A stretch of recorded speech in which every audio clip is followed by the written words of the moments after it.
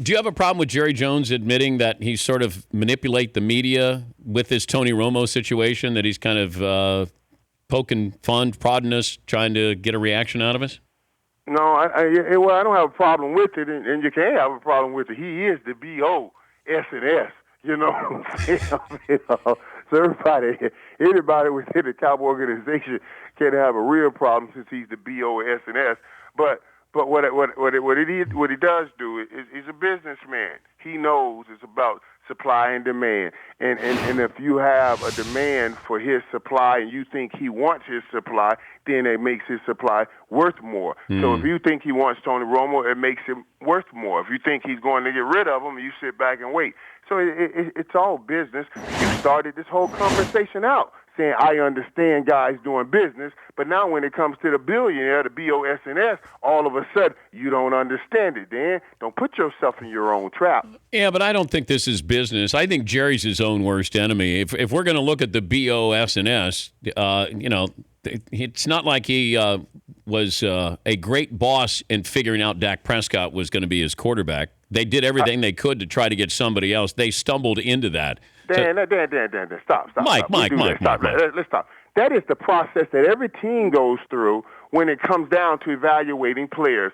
So now to try to take credit away from them getting Dak Prescott, saying they stumbled up on Dak Prescott, when the draft is the process. Everybody has one player, two players, three players, four players. They were interested in Carson Wentz. They tried to trade up desperately for Paxton Lynch. They thought about Johnny Manziel a couple of years ago. Have you talked to the people over in Mississippi? They were the only ones that really had interest in Dak Prescott. So they were saying, we see something in him. We're the only ones that see something in him. See, we see one side, we tell one side of the story, and we don't deliver the other side, and it makes it seem like it's something other than what it is. The process by which they went to get Dak Prescott, all 31 other teams went by the same process to get every player they got. They had a player on the board they wanted, and then they got the player that they got. Now, when he turns out great, do we keep saying you really didn't even want this guy? No, they went through the process. They waited for the fourth round, Mike. If they wanted him, they would have taken Tom Brady for the sixth. What are we saying? So we got to take credit away from New England for getting Tom Brady in the sixth? No, they accidentally fell into Tom Brady. Absolutely. I don't think anybody's... Oh, man. Oh, no, they didn't fall into him. They picked him. He was there. They picked him. The sixth round, though. They picked him at the value that was given to the market, not just the value they have to him. You're doing business, Dan. Remember, we started this with business. So even if they love Dak Prescott, should they take him in the first round when he'll be there in the fourth? You see what I'm saying?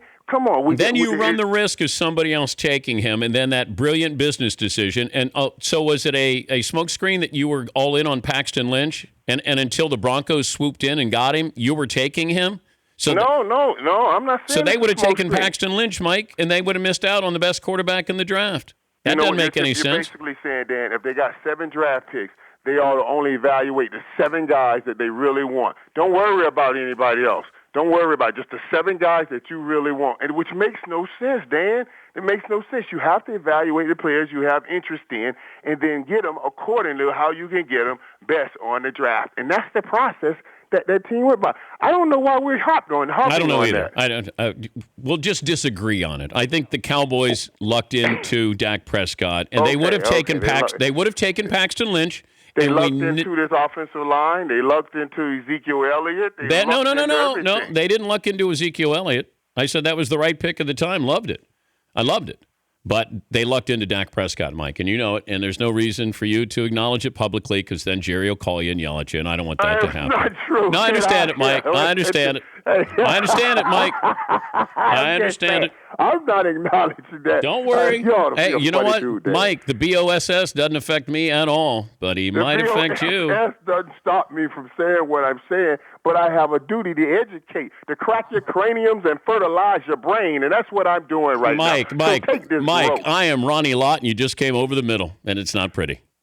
Oh, come on, D. I gave you good stuff here, D. Take the loss like a boss. It's a loss like a boss. And you know what? I take out the O and the S when it comes to Jerry. It's just B and S there. Just B and S. The Dan Patrick Show, weekday mornings on Audience.